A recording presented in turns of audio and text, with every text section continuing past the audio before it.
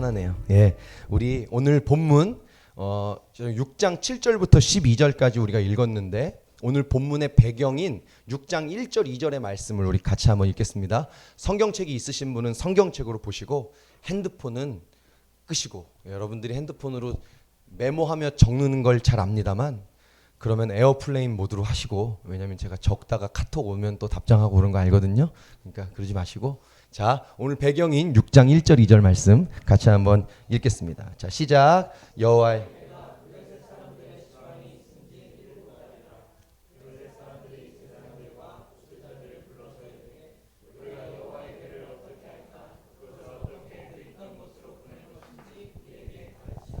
자, 오늘 이 6장을 저와 여러분이 읽었는데 이 6장의 배경은 뭐냐면 이스라엘이 엘리 제사장 시대입니다. 여러분 아시죠? 엘리 제사장 시대인데 블레셋과 전쟁하다가 여호와의 법궤를 빼앗겨 버렸어요.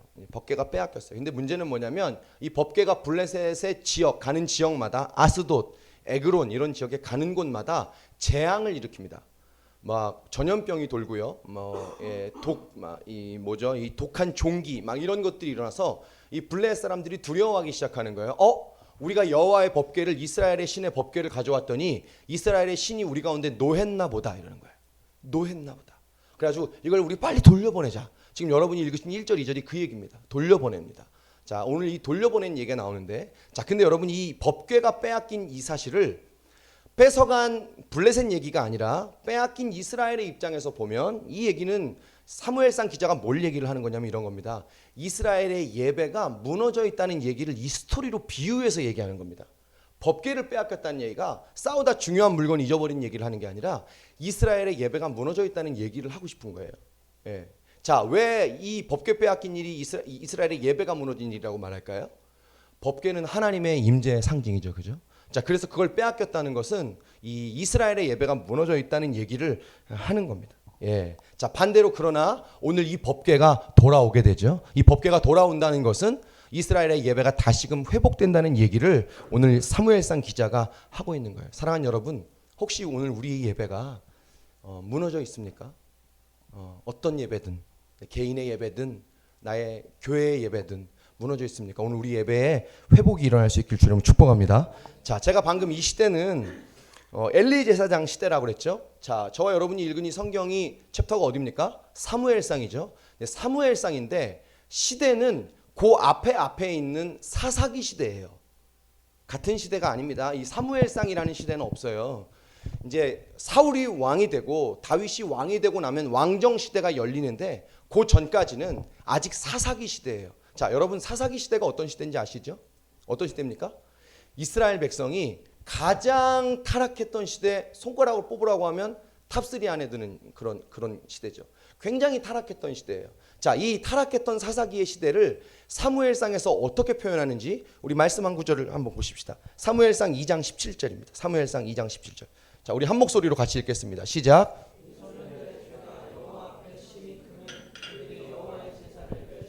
자, 보여주세요. 이 소년들은 누굽니까? 엘리 제사장의 두 아들 홈니와 비느하스가 굉장히 나쁜 사람들이었죠. 근데 이 두 남자를 말하는 게 아니라 이건 이스라엘 전체를 얘기하는 거예요. 이스라엘 전체가 여호와 앞에 드리는 제사를 멸시했다. 자, 여기서 멸시했다는 말은 무슨 단어냐면 이 원어에 보면 능욕하다 이런 단어예요. 굉장히 파괴력 있는 단어입니다. 능욕하고 무시하다 그런 얘기예요. 자, 여러분 보십시오. 이게 타락의 시작이에요. 타락의 끝은 죄의 결과입니다. 근데 타락의 시작은 예배의 무너짐에서 옵니다. 타락의 시작은 예배를 경히 여기고 가볍게 여기는 것에서부터 시작이 되는 거예요. 자, 이게 사사기 시대라고 그랬는데 사사기가 어떻게 시작됐는지 저와 여러분 좀 나누고 싶습니다. 우리 사사기 2장 2절부터 5절 말씀 같이 한번 보시죠. 예. 너희는 이 땅 주민과 언약을 맺지 말며 그들의 제단을 헐라하였거늘 너희가 내 목소리를 듣지 아니하였으니 어찌하여 그리하였느냐. 그러므로 내가 또 말하기를 가시가 될 것이며 여호와의 사자가 이스라엘 모든 자손에게 이 말씀을 이름해 백성이 소리를 높여 온지라. 그러므로 그것을 이름하여 보김이라 하고 그들이 거기서 여호와께 제사를 드렸다. 자, 우리가 오늘 왔다 갔다 본문을 많이 읽으니까 정신을 잘 차리셔야 됩니다. 사무엘상 읽은 게 아니라 우리가 지금 사사기에 제일 처음으로 읽은 거예요. 사사기, 그 타락한 시대가 어떻게 시작됐는지를 보는데, 자, 이 얘기가 뭐냐면 하나님 이스라엘 백성에게 분명히 말씀하셨어요. 너희 가나안 땅에 들어가면 그 가나안 백성들과 함께 통혼하지 말고 언약하지 마라. 그들이 너희를 우상 앞으로 인도하게 해서 나를 떠날 것이다. 그러죠. 근데 이스라엘 백성들이 이 하나님의 명령에 온전히 순종을 합니까? 못합니까? 못합니다. 그래서 언약도 하고요, 우상도 숭배합니다. 그랬더니 오늘 이곳에서 여호와의 사자가 나타난 거예요. 그래서 이렇게 말합니다. 그들이 너희의 옆구리에 가시가 될 것이다. 이 얼마나 무서운 얘기입니까? 그들이 평생 내가 그들을 너희를 위해 쫓아내주지 않을 거야. 계속 니네 옆구리에 가시가 될 거야. 이 얘기를 들은 이스라엘 백성들이 대성통곡을 하며 웁니다. 그리고 거기를 보김이라고 이름 짓습니다. 보김이라는 이름은 소리 높여 울다 이런 말입니다.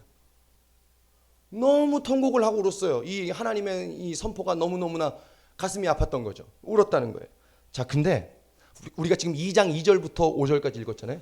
그 바로 밑에 11절부터 13절에 무슨 일이 나오는지 한번 우리 같이 봅시다. 2장 11절에서 13절 같이 한번 읽겠습니다. 시작. 이스라엘 자손이 여호와의 목전에 악을 바알들을 섬기며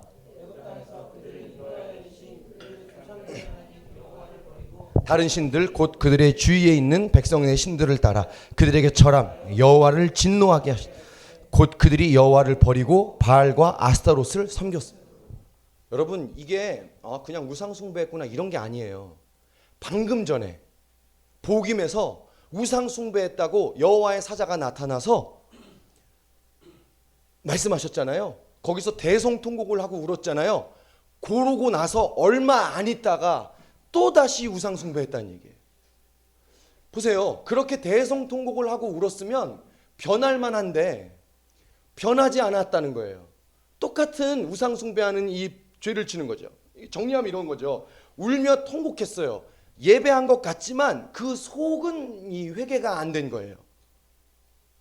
여러분, 우리에게 제가 오늘 예배 얘기를 하는 건데 우리에게 이런 예배가 얼마나 많은지 모릅니다.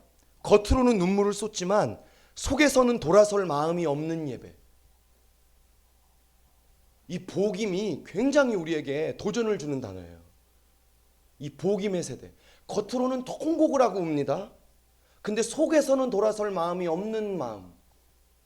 겉으로는 대성통곡하며 회개하며 예배하는 것 같으나 속에서는 돌아설 마음이 없는 예배가 있다는 거예요. 여러분, 깊은 예배에는 눈물이 있더라고요. 여러분 동의하십니까? 깊은 예배엔 눈물이 있어요. 근데 여러분, 눈물 흘렸다고 은혜 받았나? 라고 말할 수 있습니까? 그렇지 않습니다. 눈물 흘렸다고 해서 은혜 받은 건 아니에요. 제가 옛날에 그걸 착각했어요. 예배 가운데 눈물이 나면, 다시 말하면 이런 거예요. 눈물이 난다는 건 감동이 있다는 말이거든요. 감동이 있으면 은혜 받는 줄 알았어요. 감동과 은혜는 다르더이다. 눈물과 은혜는 다릅니다. 여러분, 감동과 예배 가운데 오는 감동과 은혜를 혼동하지 말기를 축복합니다. 감동은 거기까지예요. 근데 은혜는 반드시 멈추게 합니다. 무엇을? 은혜는 우리로 하여금 돌아가게 합니다. 할렐루야. 은혜는 우리로 하여금 싸우게 합니다. 근데 감동은 그런 힘이 없습니다. 이건 그냥 목회자들끼리 하는 말인데, 그냥 목회자들끼리 하는 말이에요. 성도가 울면서 기도한다. 너무 축복할 일인데 그 다 믿으면 안 돼요.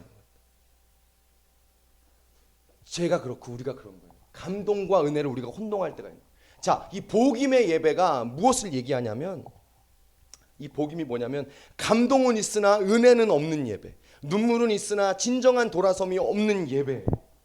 자, 이걸 사사기 2장의 사사기 초두에 왜 이 얘기를 할까요?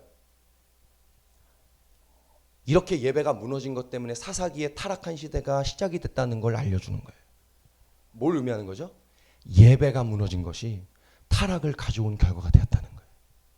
이게 사사기의 첫 번째 얘기죠. 자, 근데 이 복임의 사람들을 오늘 2장에서 뭐라고 얘기하는지 한번 봅시다. 우리 10절, 그 앞에 10절 말씀 한번 같이 읽으십시다. 10절.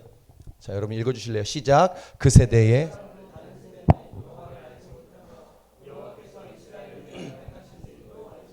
이 10절이 굉장히 중요한 단어입니다. 그 세 사담도 다 조상들에게 돌아갔고 그 후에 일어난 다른 세대는 여호와를 알지 못하여 여호와께서 이스라엘 여행하신 일도 알지 못하였더라. 복임에서 눈물은 흘렸지만 하나님께 전심으로 돌아가지 않은 사람들을 뭐라고 표현하냐면 다른 세대라고 합니다. 다른 세대. 그러면 여기서 비교하는 그 나머지 다른 세대는 뭘까요? 그 전 세대와 다른 세대는, 그 전 세대는 누굴까요? 어디입니까? 여호수아 세대죠. 여호수아 세대. 이 여호수아 세대하고 전혀 다른 세대가 태어났다고 성경이 얘기하는 거예요. 자, 그러면 여러분 여호수아 세대는 어떤 세대일까요? 여호수아 세대. 여호수아 세대는 하나님만 섬겼습니다. 여호수아 세대는 하나님만 사랑했습니다. 자, 방금 우리 복임에서 이 회개에 대한 얘기를 했는데 회개요. 철저하게 했습니다. 그 세대는. 이 복임 세대 말고 그 전 세대 조상들의 여호수아 세대는 회개요. 철저한 정도가 아니라 처절한 정도로 했습니다. 자, 여리고성에서 싸워서 이겼어요. 그 다음이 싸움했던 곳이 어디입니까? 아이성이죠. 아이성과 싸우다가 대패했습니다. 누구 때문에 그랬죠? 누구 때문에 그랬습니까?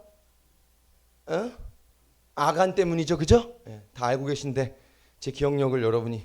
자, 아간 때문이죠, 그죠? 이 아간을 색출해냈어요. 이 아간 하나 잡았습니다. 이 아간 때문에 엄청난 대가를 지불하는 거예요. 회개요? 철저한 정도가 아니라 처절하게 했던 세대예요. 그게 여호수아 세대였어요. 자, 예배는 어떨까요? 오늘 예배 얘기하는데 이 여호수아 세대의 예배. 여러분 여리고 성과의 싸움 앞두고 이스라엘 백성들이 여호수아를 통해서 뭐 한 줄 아세요? 할례를 행합니다. 할례가 뭡니까? 할례가 뭐예요? 남자들 다 수술하는 거예요. 남자들 다 누워 있는 거예요. 지금 여리고 성하고 전쟁해야 되는데 남자들 수술하고 다 힘 빠져서 누워 있는 거예요. 지금 이거 싸우라는 겁니까? 싸우지 말라는 겁니까? 살라는 거예요? 죽으라는 거예요? 아니 대답을 해보세요. 이게 싸우라는 거예요? 말라는 거예요? 죽으라는 거예요. 전쟁 앞두고 무슨 할례를 행합니까? 그죠? 그게 무슨 얘기일까요? 아무리 전쟁이 중요하지만 여호와 앞에 드려지는 예배가 더 중요하다는 것입니다. 이 여호수아 세대의 특징은 뭐냐면 예배를 자신의 목숨보다도 귀중하게 여겼던 세대였다는 거예요. 하나님만 사랑하고 하나님만 섬겼던 세대. 자, 그런데 오늘 이 복임의 세대를 뭐라고 말하는 거죠? 그들과 다른 세대. 다른 세대. 특별히 뭐가? 예배가 무너진 세대가 이 복임의 세대입니다. 여호수아 여러분 사사기 1장과 2장을 읽어보세요. 여호수아와 그 장로들이 살아있는 동안은 그들이 여호와를 섬깁니다. 근데 딱 복임의 세대가 일어나고 예배가 무너지고 나서부터 이스라엘의 타락이 시작됩니다. 무너지기 시작하는 거예요. 그렇죠? 여러분 저는 개인적으로 두려운 게 하나 있는데 이 시대의 청년들이 다른 세대가 될까 봐 두렵습니다. 다른 세대가. 우리 청년들 중에 좋은 마음입니다. 좋은 마음으로 기성세대의 신앙에 대해서 비판하는 사람들이 있어요. 왜 비판하죠? 기복적이다. 그죠? 너무 돈 바라고 기복적이다. 예, 틀린 말은 아닙니다. 틀린 말은 아니에요. 한국 교회가 그것 때문에 많이 무너졌기 때문에 틀린 말은 아니에요. 자, 그런데 여러분 그거 아세요? 우리의 위에 신앙 선배들은 적어도 예배는 목숨 걸고 했습니다. 예배는 목숨 걸고 했어요. 다른 건 다 무너져도 예배는 무너지지 않았어요. 밤새 철야. 밤새 철야. 저희가 금요일 날 사실 금요 철야 예배 오라고 그랬는데 그 쓰기 되게 부끄러운 단어예요. 뭐 2시간 하고 금요 철야 예배입니까? 그냥 금요 저녁 기도회예요. 그냥 금요 저녁 기도. 철야는 정말 철야죠, 철야. 우리 신앙의 선배들은 철야했습니다. 기도원이요? 방이 없어요. 방이 없습니다.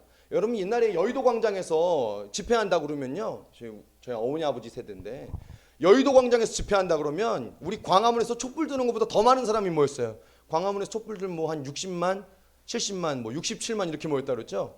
여의도 광장에서 예배할 때 얼마나 모인 줄 아세요? 우리 신앙의 선배들이 100만 모였습니다. 100만. 그렇게 모여서 예배했어요. 무섭게 예배했던 시대입니다. 무섭게 기도했던 시대고요. 무섭게 말씀 붙들던 시대였습니다. 그게 우리 신앙의 이전 세대였어요. 자, 그런데 이 시대는 다른 것보다 예배가 먼저 무너지는 시대예요. 이 시대가 예배하는 거 보면 안타까운 마음이 있습니다. 여러분, 우리가 나라를 사랑해서 촛불을 들어야 됩니까? 예, 드십시오. 근데 여러분, 여러분의 예배의 불을 먼저 켜십시오. 할렐루야. 촛불 켜기 전에 예배의 불을 먼저 켜세요. 맞습니다. 여러분이 말하는 거 맞아요. 한국 교회가 기복 때문에 넘어지긴 했어요. 근데 여러분, 이거 하나님 입장에서 한번 생각해 봅시다. 우리 신앙의 선배들이 예배는 안 하고 복만 바랬더니 하나님이 복을 준 겁니까? 그런 하나님은 없습니다. 하나님이 무슨 생각으로 그렇게 했겠습니까? 그렇지 않다는 거예요. 선배들이 목숨을 걸고 예배했기 때문에 하나님이 복도 주신 것입니다. 나중에 변질돼서 거기에 매였기 때문에 문제지, 전심으로 그들은 예배했습니다. 전심. 그렇죠? 여러분, 우리가 기성세대의 신앙을 말하기 전에 우리가 먼저 예배에 목숨을 걸 수 있기를 주님을 축복합니다. 우리가 배울 것은 배울 수 있기를 바랍니다. 다른 세대가 되지 마십시오. 다른 세대가. 자, 정리해 볼게요. 사사기 2장에 이 예배가 무너진 이 시작이 이스라엘을 점점 하나님에게서 떠나가게 하고 결국 모든 것을 무너뜨렸다는 얘기를 하는 거예요. 여러분, 축복하고 선포합니다. 예배가 무너지면 모든 게 무너집니다. 제가 가끔 하나님 앞에 말씀 보고 기도하고 하는 삶에서 내가 지금 뭔가 잘못 온 것 같아. 이거는 아닌 것 같은데 내가 어디서부터 방향이 틀어졌지? 라고 제가 저 뒤를 돌아볼 때가 있어요. 여러분, 혹시 여러분도 그런 시간이 있으십니까? 제가 한번 뒤를 돌아봅니다. 어디서부터지? 추적해서 가면 어디가 나온지 아세요? 반드시 하나님 앞에 저 개인이 드리는 예배의 무너짐에서 그 시작이 됐다는 것을 언제나 발견해요. 예배가 무너지니까 하나님 앞에 나 자신이 주 앞에 드리던 그 예배가 타협되기 시작하니까 거기서부터 조금씩 균열이 오는 거예요. 몰랐는데 그것이 많은 차이를 오늘 나에게 갖다 주는 걸 보게 되는 거예요. 그거라는 거죠. 자, 이 사사기의 결론이 뭔지 아세요? 자, 우리 사사기 제일 마지막 장 마지막 절이거든요. 21장 25절 말씀 같이 봅시다. 21장 25절. 우리 같이 한번 읽어봅시다. 시작.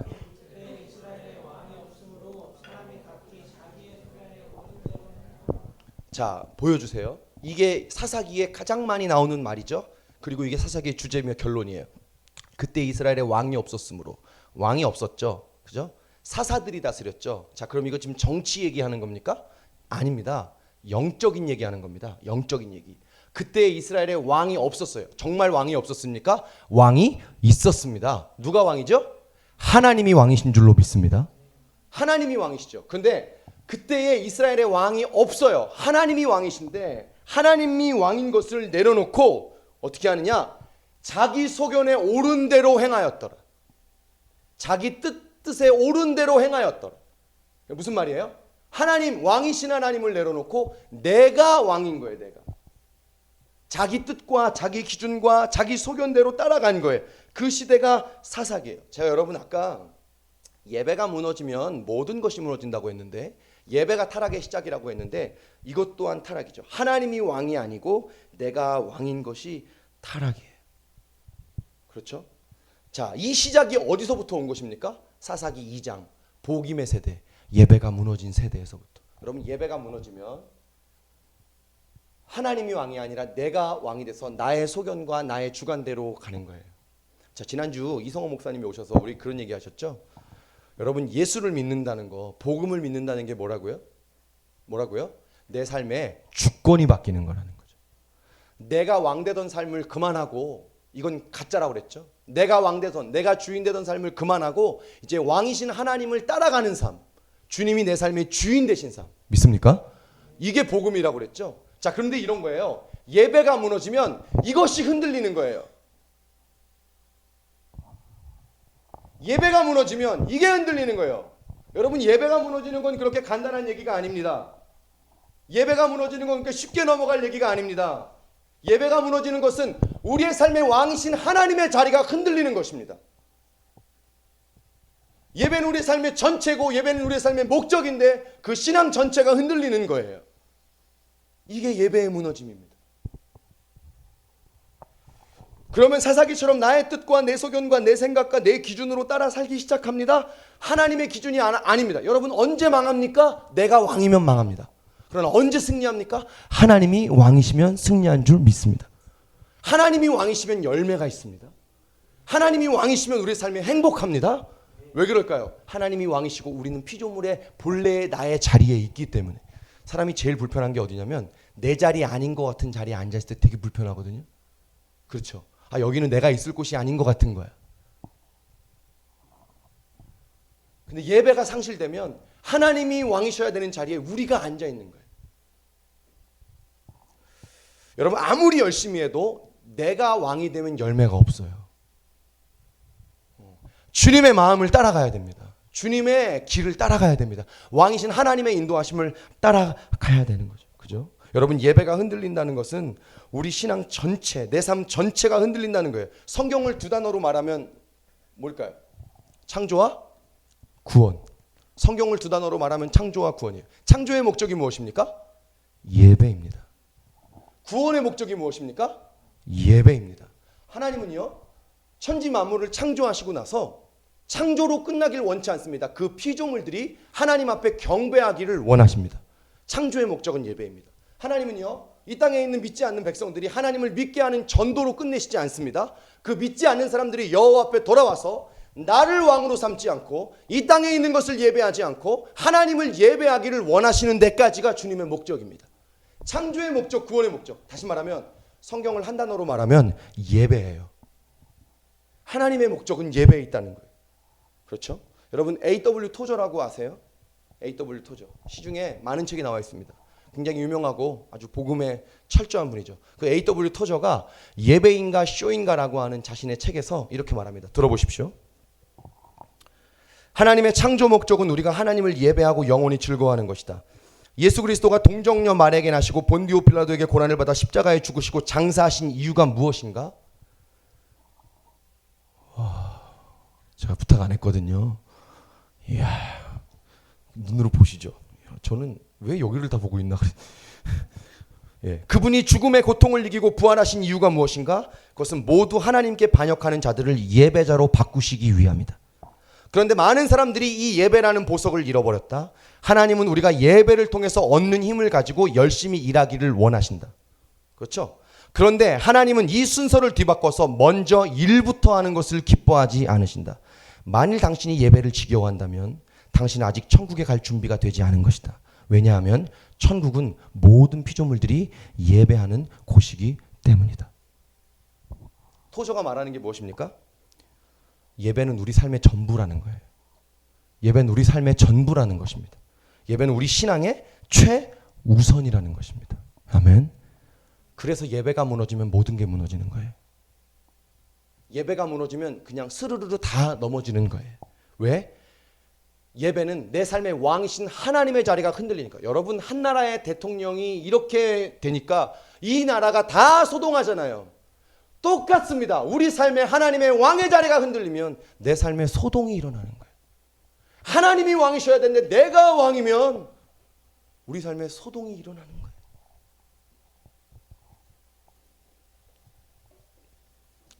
근데 참 재밌는 게 있습니다. 자, 이제 사사기 얘기 넘어와서 우리 오늘 본문에 사무엘상 우리 6장이었죠. 6장으로 다시 넘어오겠습니다. 6장 3절부터 6절을 보면 이건 안 만들었을 것 같은데. 아, 예. 할 거 하고 안 할 건 안 하는 저 센스. 자, 3절부터 6절에 보면 이런 얘기가 있어요. 성경책 있으시면 한번 펴보시기 바랍니다. 3절부터 6절. 여러분 성경책 가지고 다니세요. 아멘. 성경책 가지고 다니세요. 주일날 성경은 핸드폰으로 보는 거 아닙니다. 예, 저보고 아날로그 세대라고 말하지 마세요. 성경은 여러분 지저분하게 읽는 거예요. 지저분하게. 성경 이것저것 바꾸지 마세요. 내 자기 성경, 손때 묻은 성경, 그것만큼 값어치는 성경이 없어요. 성경 꼭 가지고 다니세요. 제가 이제 검사. 자, 우리 사무엘상 6장 3절부터 6절까지 재밌는 일이 있습니다. 자, 6장 3절 볼까요? 제가 읽어볼게요. 그들이 이르되 이스라엘 신의 괴를 보내려거든 거저 보내지 말고 그에게 속건제를 드려야 할지니라. 그럼 병도 낫고 그의 손을 너에게서 옮기지 아니하는 이유도 뭐라고요? 알리라 하니. 이거 누가 한 말입니까? 블레셋 사람들이 한 말입니다. 여호와의 법궤를 돌려보내는데 어떻게 하냐면 용서해 주신다는 거예요. 그분이 그냥 돌려보내지 말고 속건제를 드리라는 거예요. 예물도 드리라는 거예요. 그러면 그 이스라엘의 신이 용서해 준다는 거예요. 자, 5절도 볼까요? 5절. 그러므로 너희는 너희의 독한 종기의 형상과 땅을 해롭게 하는 쥐의 형상을 만들어 뭐라고 나옵니까? 이스라엘의 신께 영광을 돌리라. 의외지 않습니까? 의외지 않아요? 자, 여러분 지금 제가 무슨 얘기를 하는 거냐면 이 지금 애굽 사람들이 여호와의 법궤를 이스라엘로 돌려보내는 과정 속에서 블레셋이 예배하는 거예요. 그는 용서하시는 하나님이야. 속건제를 드리자. 금 독종 5마리, 금쥐 5마리, 금으로 예물도 만들어요. 헌금도 합니다. 이스라엘의 신께 영광을 돌려라. 그분께 속건제를 우리가 드리면 용서해 주신다. 치유도 해 주신다. 신앙 고백을 합니다. 여러분, 이 예배를 드려야 될 사람이 본래는 누구입니까? 이스라엘이에요. 근데 이스라엘이 이 예배를 드리지 않습니다. 누가 이 예배를 드리고 있는 거예요? 방법은 잘못된 방법이에요. 그러나 누가 이 예배를 드리고 있는 거예요? 블레셋이 예배를 드리고 있는 거예요. 여러분, 사무엘상은 제가 옛날에 그런 얘기 드렸죠. 비교의 책이라고. 이 이스라엘과 블레셋을 비교하고 있는 겁니다. 자, 이게 무슨 말이냐? 하나님이 이스라엘을 통해서 예배받지 못하시니까 누구를 통해 예배를 받으십니까? 블레셋을 통해서 예배를 받으시는 겁니다. 근데 여러분, 이게 너무나 가슴 아프고 안타까운 일이고 저주입니다. 여러분, 하나님을 예배하는 복을 이스라엘이 빼앗겼다는 얘기예요. 빼앗겼다는 얘기예요. 여러분, 축복합니다. 복 받기를 원합니까?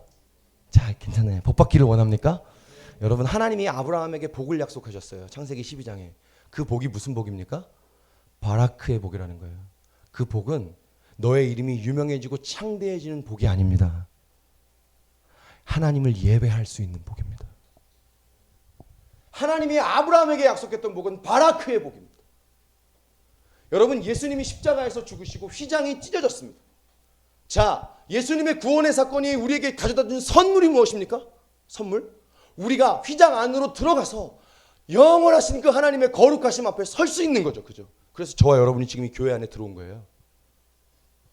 원래는 우리 못 들어오죠. 들어오면 어떻게 됩니까? 죽죠. 우리가 하나님을 만날 수 있는 복을 예수 그리스도가 우리에게 주신 줄로 믿습니다. 이게 예배의 복이죠. 죄인인 우리가 어떻게 하나님을 만날 수 있습니까? 그런데 우리가 예배하지 않으니까, 이스라엘 백성이 예배하지 않으니까 그 예배하는 복이 살아계신 하나님을 만날 수 있는 그 복이 누구에게 전달된 겁니까? 블레셋에게 전달된 거예요. 여러분, 한국교회가 예배하지 않으면 하나님은 다른 민족을 통해서 영광을 받으실 거예요. 우리가 예배하지 않으면 하나님은 다른 사람에게 이 예배의 놀라운 축복을 주실 거예요. 이 얼마나 우리에게 엄청난 일입니까? 자, 그렇다면 결단, 어떻게 예배해야 될까요? 어떻게 예배해야 될까요? 오늘 언약궤가 돌아오는 장면을 우리가 읽었는데, 이 언약궤가 돌아오는 장면을 우리가 보면 어떻게 예배할 수 있는지 우리 알 수 있습니다. 우리 7절부터 9절 말씀 같이 한번 읽어보시죠. 자, 사무엘상 6장 7절부터 9절 같이 읽습니다. 시작. 그러므로 새 수레를 하나 만들고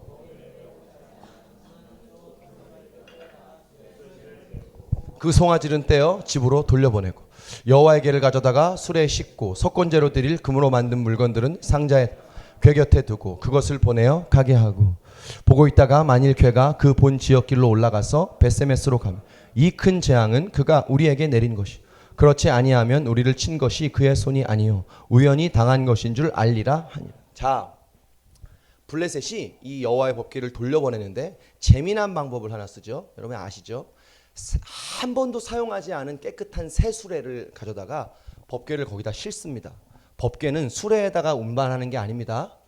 그 나중에 다윗이 법궤 운반할 때 새 수레에다가 이렇게 똑같이 운반했다가 우사가 그거 잡았다가 죽죠?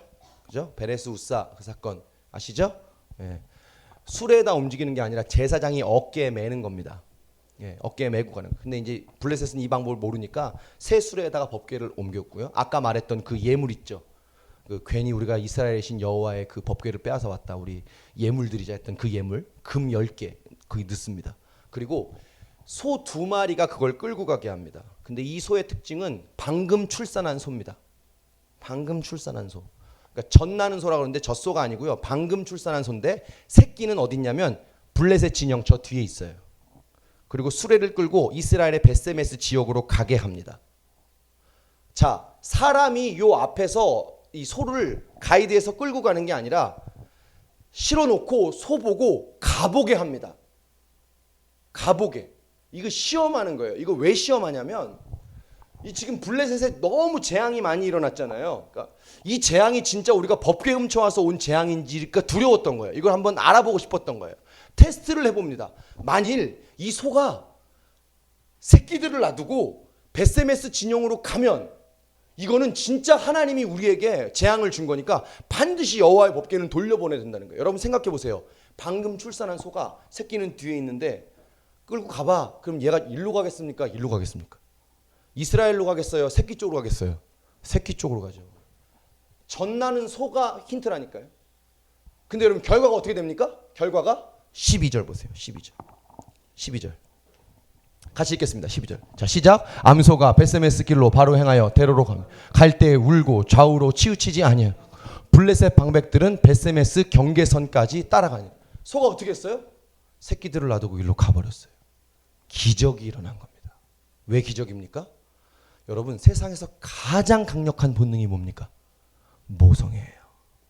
수면욕, 식욕 아니에요. 모성애입니다. 이 소가 가장 강력한 이 모성애를 이기고 자기의 본성을 이기고 법궤를 싣고 이스라엘의 벳세메스 진영으로 간 거예요. 여러분 예배는 이렇게 드리는 겁니다. 내 본성과 싸우며 드리는 거예요. 내 본성을 꺾고 드리는 거예요. 자, 잘 들어보세요, 여러분. 왜 제가 이런 얘기를 할까요? 여러분, 우리는 예배하도록 지어진 존재이거든요. 그죠? 하나님을 찬송하기 위해 우리가 지어진 줄로 믿습니다. 아멘. 자, 근데 여러분, 우리는요, 예배하고 싶지 않아요. 우리는 하나님을 높이고 싶지 않습니다. 내가 높임 받고 싶어요. 이게 우리 본성이에요. 하나님 찬양하는 것보다 내가 찬양받고 싶어요. 그게 우리의 본성입니다. 예배하도록 지어졌는데 예배하지 않아요. 그래서 우리의 본성과 싸우며 예배하는 거예요. 여러분 말씀 보고 싶은 사람이 누가 있습니까? 기도의 자리를 지키고 싶은 사람이 누가 있겠습니까? 제가 옛날에 미국 집회 갔는데 저기 갔을 때 그 애틀랜타 연합장로교회 지금은 그렇군요. 우리 고인이 되셨는데 애틀랜타 연합장로교회 정인수 목사님이 주일 3부 예배 때 그런 설교를 하셨어요. 운동에 대한 얘기를 예화로 드시는 거예요. 운동을 이 목회자니까 정말 열심히 한대요. 이 너무 이제 스트레스도 많고 이러니까 몸을 잘 지키기 위해서. 근데 운동을 30년 가까이 하셨답니다. 야, 운동 30년 가까이 하면 버릇이 들만하지 않습니까? 근데 목사님이 그러는 거예요. 경건의 훈련과 연습을 얘기하면서 운동을 30년 했는데 오늘 아침에도 운동하려고 하면 하기 싫은 게 운동이라고. 그렇죠. 그런 거예요. 우리 기타 치는 이노가 기타를 치잖아요. 이노 보고 집에서 크로매틱 하라 그러면 얘가 하겠습니까? 아니, 합니다. 안 한대요. 하기 싫거든요. 우리는 하나님을 예배하도록 지어진 존재인데 예배하고 싶지 않아요. 내가 예배 받고 싶지. 내가 높임 받고 싶지. 이게 우리 본성이에요. 그래서 여러분 예배는 이 소처럼 드리는 거예요. 내 본성과 싸워가며. 누가 기도의 자리에 가고 싶겠습니까? 누가 말씀의 자리로 가고 싶겠어요? 내 본성을 꺾으며 하는 겁니다. 꺾으며. 근데 여러분 그래서 하나님을 그렇게 예배하는 사람은 자기 본성이 꺾여요. 변합니다. 하나님의 성품이 우리 가운데 임한 줄 믿습니다. 이게 예배의 결과예요. 예배하는 사람은 성품이 바뀝니다. 새 성품이 임합니다. 왜? 예배는 자기의 본성을 꺾는 일이기 때문에.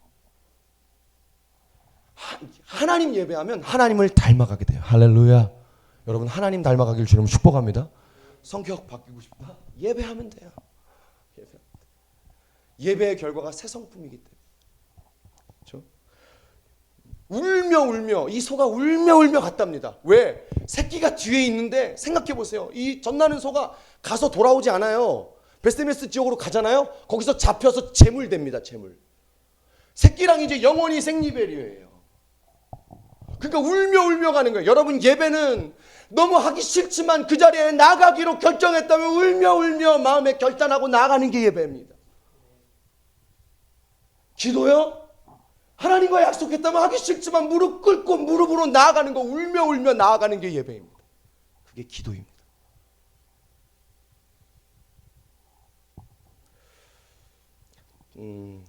제가 고민을 많이 했는데 제 얘기를 해서 죄송합니다. 고민을 많이 했어요. 여러분, 저는 공부를 많이 한 사람도 아닙니다. 저는 유학을 갔다 오지도 않았어요. 저는 남들이 말하는 대단한 목회는 할 능력이 없는 사람입니다. 자, 근데 제가 목사로, 아니 한 사람의 신앙인으로 제가 목숨 걸고 지키는 게 하나 있는데 그건 저의 예배 자리입니다. 말씀 붙들고 기도하고 부르짖는 그 자리입니다. 저도 하나님께 서운한 게 있거든요. 섭섭한 게 있어요. 하나님께 화가 나는 게 있어요. 안 해요.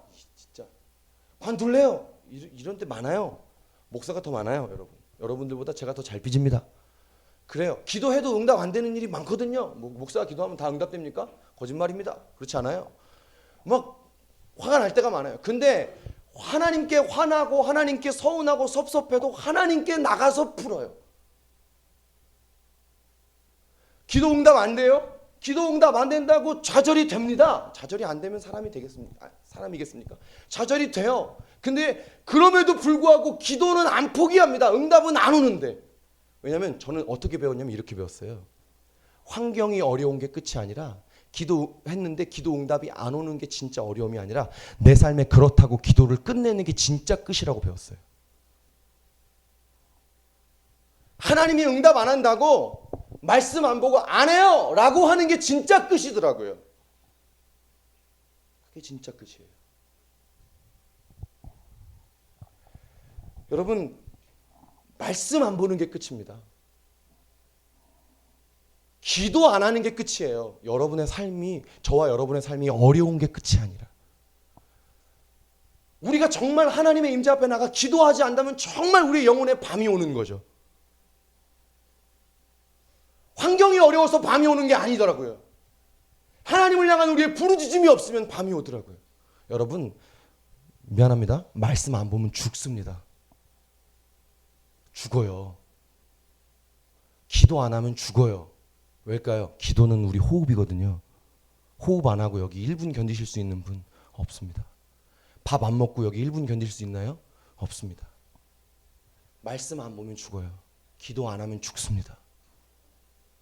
분명히 정확한 진리예요. 바쁩니다. 일이 많아요. 스케줄이 많아요. 근데 내 영혼에 뭔가 문제가 있어. 이거 해결해야 될 것 같으면 목사 딱지 떼고 설교자 딱지 떼고 뭐 내가 했던 거 내 경험 다 떼고 하나님 앞에 나갑니다. 여러분, 저는 교회사에 나온 어떤 유명한 목사님들처럼 할 자신은 정말 없어요. 유명한 뭐 없어요. 근데 제가 할 수 있는 거 하나 있더라고요. 말씀 붙들고 기도의 자리 나가는 건 할 수 있더라고요. 그것만큼은 저는 배신하고 싶지 않습니다. 여러분, 제가 도전합니다. 여러분 보고 오늘 예수님처럼 살라고 하면 살 수 있겠습니까? 그런 사람은 아무도 없습니다. 근데 여러분, 기도할 수는 있습니다. 말씀 볼 수는 있습니다. 적어도 그건 할 수 있죠.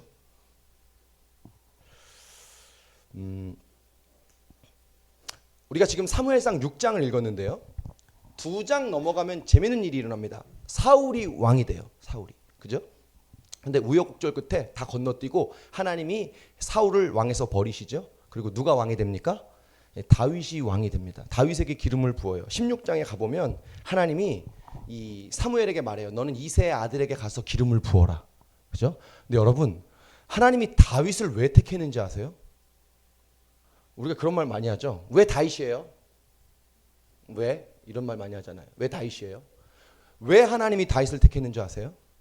여러분, 16장에 가면 자, 이제 이새의 아들들이 사무엘에게 다 모입니다. 첫 번째 아들 엘리압이 지나갑니다. 와, 훈남입니다. 훤칠합니다. 외모가 출중합니다. 대단하네요. 근데 그 사무엘이 그 엘리압이 지나가는 거 보고 너무나 마음에 들었어요. 기름을 부으려고 하니까 하나님께서 어떻게 말씀하십니까? 사무엘, 너는 외모를 보지만 나 여호와는 중심을 보느니라. 사무엘이 딱 걸렸어요. 외모에 반했다는 게 딱 걸렸어요. 나 여호와는 중심을 보여. 둘째, 아비나답이 지나갑니다. 셋째, 삼마가 지나갑니다. 하나님 다 패스하셨어요. 자, 마지막에 누가 와서 기름 부음을 받습니까? 다윗이 와서 기름 부음을 받죠. 자, 그럼 여러분 질문할게요. 하나님이 나 여호와는 외모가 아니라 중심을 본다고 그랬는데 하나님이 다윗에게 기름을 부었다는 얘기는 다윗에게 하나님이 요구하는 그 중심이 있었다는 얘기죠. 그죠? 이게 깜짝 놀랄 만한 얘기예요. 여러분 다윗이 그때 몇 살인 줄 압니까? 15살이에요. 중2라고 중2. 사람 아닌 중2. 중2 병이잖아. 중2는 병이잖아요. 그죠? 중2예요. 여러분 생각해 보세요. 중2가 중심이 있으면 무슨 중심이 있겠어요? 걔가 인생을 알면 뭘 알겠고 걔가 신앙을 알면 뭘 알겠어요? 그렇죠? 그지 형이라? 형이라고 이런 얘기 자주 하거든요. 뭘 알겠어요?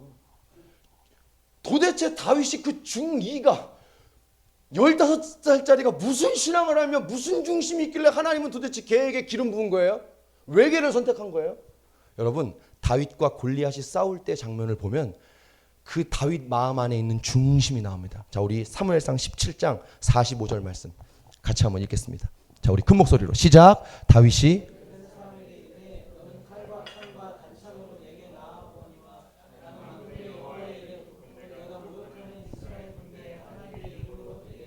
다윗이 지금 하나님을 뭐라고 부릅니까? 만군의 여호와. 이게 키예요. 자, 여러분 절 보십시오.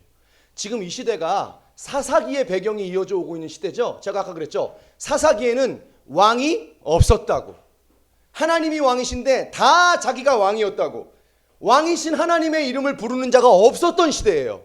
근데 다윗은요. 하나님을 만군의 여호와 나의 왕으로 불렀어요. 와, 이게 얘의 중심이에요. 이 세상에 하나님을 왕으로 부르는 사람이 아무도 없는데 얘 혼자 하나님을 왕으로 부르는 거예요. 이게 하나님이 다윗을 선택한 중심입니다. 하나님을 왕으로 찾는 거. 근데 여러분 이뿐만이 아닙니다. 여러분 다윗이 했던 일이 뭐죠? 다윗이 했던 일이 뭡니까? 양치는 거잖아요. 목동이잖아요. 여러분 형들이 그거 하기 싫어서 몰아준 거거든요. 여러분 이 요셉이 왜 양치는 줄 아세요? 형들이 다 밀어줘서 그 양치는 거예요. 양치는 일은 히브리인들의 문화를 볼 때 본래는 형들이 해야 되는데 그 일이 더럽고 냄새나니까 다 뒤로 미루는 겁니다. 그래서 막내가 하는 거예요. 베냐민이 하기에는 너무 어리고 그러니까 요셉이 하는 겁니다. 이 다윗이 양치는 거예요. 양을 쳐요. 근데 이 양을 치는 다윗의 모습을 생각해 보세요. 얘한테 꿈이 있을까요? 얘한테 미래가 있어요? 맨날 냄새나는 양들하고 같이 그냥 있는 거예요. 다시 말하면 이런 말이에요. 자기 인생을 위해서 아무것도 할 수 있는 게 없어요. 얘는 내 인생을 위해서 아무것도 꿈도 비전도 내가 뭘 할 수 있는 지경도 상황도 아무것도 아닌데 그 상황이 어떻게 되느냐. 만군의 여호와 하나님 나의 목자 되신 하나님. 여러분 오늘 여러분의 삶에 아무것도 할 수 없어서 낭망하고 낙심하고 원망하고 있습니까? 다윗처럼 하나님은 부를 수 있잖아요. 이게 하나님이 보신 중심이에요. 오늘 내 환경은 아무것도 없고 나는 꿈도 없고 아무것도 없는데 만군의 여호와를 부르는 거예요. 주님 나는 아무것도 할 수 없지만 주님 나의 목자 되십니다. 이걸 고백하면서 다윗이 그 양을 치면서 얼마나 울었겠습니까? 여러분 다윗이 하나님 부르지 않고 원망할 수 있었습니다. 왜 나한테 이런 일을 준 거야 형들은? 형 원망할 수 있었어요. 가족 원망할 수 있었습니다. 다른 사람 원망할 수 있었어요. 이스라엘 공동체 왜 우리나라는 이렇게밖에 못 살아? 그렇게 원망할 수 있었어요. 그러나 다윗은 사람 보지 않고 하나님 불렀어요. 여러분 사람 보지 말고 하나님 부르시길 축복합니다. 사람 보지 마세요. 환경 보지 마세요. 하나님 부르십시오. 적어도 예배할 수 있다는 거예요. 여러분 하나님은 다윗의 이 중심을 보고 다윗을 선택하시고 쓰신 줄로 믿습니다. 여러분 그거 아십니까? 하나님은 능력 없는 사람은 쓸 수 있는데 예배하지 않는 사람은 절대 쓰지 않습니다.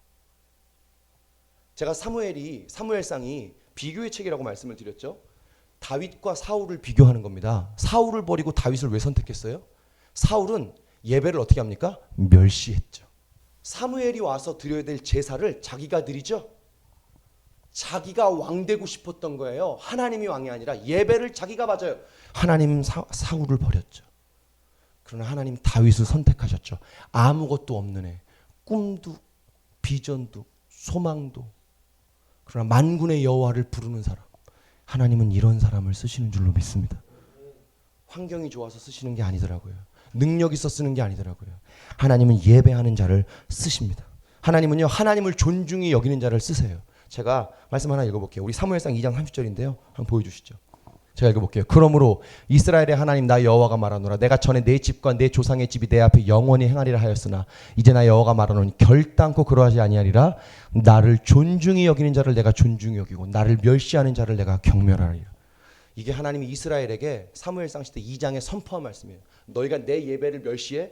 난 너희에게 더 이상 함께하지 않을 거야. 너희가 내 앞에 나오는 것을 경멸해? 능욕해? 나 너희와 함께하지 않을 거야. 너희와 했던 언약? 나 내려놓겠어.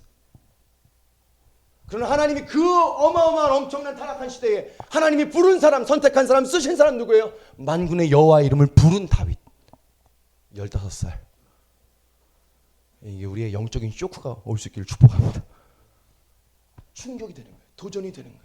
하나님이 예배하는 사람을 쓰시죠. 아까 읽어드린 토저의 책을 제가 짧게 조금 더 읽어드리겠습니다. 하나님은 예배자를 원하시지 일꾼을 원하시는 게 아니다. 그리스도를 믿는다고 고백하는 많은 사람들이 자신의 바쁜 스케줄에 대해 지적하는 소리를 듣기 싫어한다는 것은 참으로 유감스러운 일이 아닐 수 없다. 하나님이 우리를 본래 창조하신 목적을 잃어버린 것이기 때문이다. 하나님을 위해서 일하는 사람도 마찬가지다. 예배하지 않고 하나님을 위해 일하는 자는 다 타버리고 말 건초더미와 그루터기를 쌓아둘 뿐이다. 일이 먼저가 아니라 예배가 먼저라는 것이죠. 여러분 어떠세요? 예배가 우리의 전부인데 혹시 우리가 이렇게 말하지 않습니까? 예배를 다 드리고 살기에는요, 목사님 너무 바빠요. 네, 이해합니다. 목사님 예배하기에는 너무 피곤합니다. 예, 이해합니다. 그래서 나중에 여유가 생기면 예배하겠습니다. 아니요, 그건 이해 못하겠습니다. 순서가 바뀌었습니다. 순서가 바뀌었어요. 예배부터 하십시오. 예배부터 지키십시오. 예배에 목숨을 거십시오. 아무리 열심히 살아도 예배가 무너지고 내가 왕이 되면 내 삶의 열매는 없습니다. 예배는 내 본성을 꺾어가며 드리는 것입니다. 예배부터 하는 것입니다. 여러분 예배의 자리로 돌아가십시오. 말씀의 자리로 돌아가십시오. 예배는 빠져도 되고 안 와도 되는 게 아닙니다.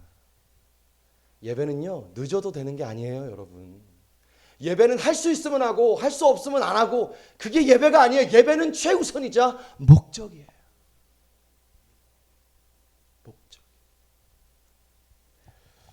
예배는 우리의 목적입니다. 예배가 무너지면 교회가 타락하고요. 교회가 무너졌다는 얘기를 들은 교회에 예배가 온전히 서 있는 교회는 없습니다. 교회가 무너지기 위해서는 반드시 예배가 무너집니다. 예배가 무너진 교회는 반드시 타락하고요. 교회가 무너지면 나라가 무너집니다. 혹시 여러분 낙심하셨습니까? 하나님이 응답이 없으셔서 여러분 실망하셨어요? 예, 저도 종종 느끼는 마음이고 감정입니다. 하나님께 그런 마음이 있습니다. 근데 여러분 도전합니다. 실망한 만큼 예배해 보셨어요? 낙심한 만큼 기도해 보셨어요? 여러분 제가 분명히 약속할 수 있는 게 뭐냐면 여러분이 실망한 만큼 예배하면 반드시 하나님이 응답하십니다. 내가 낙심한 만큼 기도하잖아요. 하나님의 역사는 반드시 나타납니다. 나타나요. 혹시 지금 오늘 예배 가운데 이런 결단이 나 이제 목사님 새로 할 거예요. 나 친구한테 저 새로 할 거예요. 내 결단이 뭐 예배만이 아니라 내 삶에 새로 시작하는 결단을 하고 싶다. 여러분 도전합니다. 예배의 제단부터 쌓으십시오. 오늘 사무엘상 6장인데 6장에서 한 장 넘어가면 언약궤가 돌아오고 나서 이스라엘 백성들이 미스바에 다 모입니다. 미스바에 모여요. 미스바에 모여서 대각성 집회를 합니다. 드디어 사사기가 끝나는 겁니다. 그 미스바 대각성 집회로 지금까지 타락했던 모든 시대가 마침표를 딱 찍는 거예요. 근데 그 시작이 어떻게 되는 줄 아세요? 7장 5절 6절 봅시다. 5절 6절 같이 읽겠습니다. 시작. 사무엘이 이르되 온 이스라엘은 미스바로 모이라. 내가 너희를 위하여 여호와께 기도하리라 하매 그들이 미스바에 모여 물을 길어 여호와 앞에 붓고 그날 종일 금식하고 거기서 이르되 우리가 여호와께 범죄하였나이다 하니라. 사무엘이 미스바에서 이스라엘 자손을 다스리니. 여러분 다시 시작하기 위한 첫 번째 조건이 뭐냐면 예배의 제단을 쌓은 거예요. 여러분 다시 시작하기 원하세요? 그럼 예배의 제단부터 쌓으세요. 기도의 자리를 쌓으세요. 말씀의 제단을 쌓으세요. 언약궤를 본래 있던 자리로 돌려보내세요. 그러면 하나님이 다시 시작하십니다. 할렐루야. 예배가 쌓이면 하나님이 일하기 시작합니다. 하나님. 제가 설교 준비하면서 그 책을 하나 읽었는데 그 마커스 예배에서 설교하시는 주네임 교회 그 김남국 목사님, 아주 이 시대 아주 유명한 설교자죠. 목사님 설교를 제가 읽다가 와, 너무나 감동받은 부분이 있어서 그 얘기를 오늘 여러분께 딱 던지고 같이 기도하고 싶습니다. 그 바알과 아세라 선지자가 엘리야하고 850대 1로 싸우잖아요. 그죠? 850대 1. 열왕기상 17장 18장에 가면 나오는 얘기 아닙니까? 18장이죠. 네, 싸웁니다. 싸우는데 어떻게 싸우죠? 제단을 두 개의 제단을 만들어 놓고 불이 떨어지는 쪽이 이기는 겁니다. 자, 근데 여러분 성경 찾아보세요. 18장 30 몇 절 읽어보면 32절 33절 읽어보면 읽어보면 이런 말이 나와요. 와, 나오네요. 그가 여호와의 이름을 의지하여 그 돌로 제단을 쌓고 제단을 돌아가며 그 곡식 종자 두세 알을 둘 만한 도량을 만들고 33절 또 나무를 벌리고 송아지의 각을 떠서 나무 위에 놓고 이르되 통 넷에 물을 채워다가 번제물과 나무 위에 부으라 하니라. 여러분 이 말씀을 그냥 지나치면 안 되는 거예요. 왜입니까? 제단에 불이 떨어져야 되는데 지금 뭘 붑니까? 물을 부어요. 지금 엘리야가 정신이 있는 거예요. 나무 위에 나무를 쪼개고 장작 위에 물을 붓고요. 그것도 모자라 그 제단의 주위를 파가지고 도랑에 물을 가득 부어요. 그냥 부은 게 아니에요. 가득 부어요. 지금 불이 떨어지라는 얘기입니까? 불이 붙으라는 얘기입니까? 말라는 얘기입니까? 목사님 그 책에 이 얘기를 뭐라고 쓰셨냐? 자, 결론이 뭐죠? 엘리야가 기도할 때 하늘에서 불이 떨어진 줄 믿습니다. 불이 떨어져서요. 장작이 젖어 있는데 물이 가득했는데 그 물이 가득했던 제단을 여호와의 불이 다 태운 줄로 믿습니다. 여러분 마치 이게 우리 삶과 같은 거예요. 우리가 젖은 장작 같지 않냐는 거예요. 내가 예배가 살아나야 되는 건 아는데, 내가 말씀의 자리가 살아나야 되는 것은 아는데 혹시 젖은 장작 같지 않냐는 거예요. 타야 되는데. 근데 여러분 기억하십시오. 나는 젖은 장작인데 하나님은 우리를 다시 태울 수 있다는 얘기를 하는 거예요. 할렐루야. 우리는 우리 스스로를 태울 힘이 없는 거예요. 젖은 장작이에요. 아무리 타려고 해도 불을 던져도 다시 일어나지지 않습니다. 그러나 하나님은 그 젖은 장작을 태우고도 남을 만한 불의 뜨거움을 가지고 계신 분인 줄로 믿습니다. 오늘 이것이 우리의 소망이에요. 여러분. 오늘 여러분 우리의 예배가 나 개인이 하나님 앞에 나가는 그 예배의 자리와 말씀의 자리가 젖은 장작 같지 않습니까? 아무리 해도 안 타요. 알겠는데 아무리 해도 안 타요. 여러분 하나님을 의지하십시오. 하나님을 부르십시오. 만군의 여호와를 의지하십시오. 그분이 오늘 우리의 젖은 장작과 같은 예배를 다시 태워주실 줄로 믿습니다. 예배를 포기하지 말라는 얘기를 하는 거예요. 말씀의 자리를 포기하지 말라는 거예요. 기도의 자리를 포기하지 말라는 거예요. 예배를 경히 여기지 마세요. 예배를 하나님 경외하는 마음으로 드리세요. 늦지 마세요. 늦지 마세요. 늦지 마세요. 와도 되고 안 와도 되는 예배는 없어요. 전심으로 예배하십시오. 하나님은 두 가지 하나님이에요. 제가 요새 공부합니다. 하나님 심판도 하는데요. 하나님은 보상도 하십니다. 여러분 하나님이 여러분의 삶에 일어나는 모든 일들에 대해서 보상하시는 하나님이세요. 믿습니까? 예배는 하나님 우리 가운데 주시는 반드시 보상이 있어요. 축복이 있어요. 우리가 예배를 전심으로 하나님 앞에 드릴 수 있기를 주님으로 축복합니다. 같이 기도하십시다.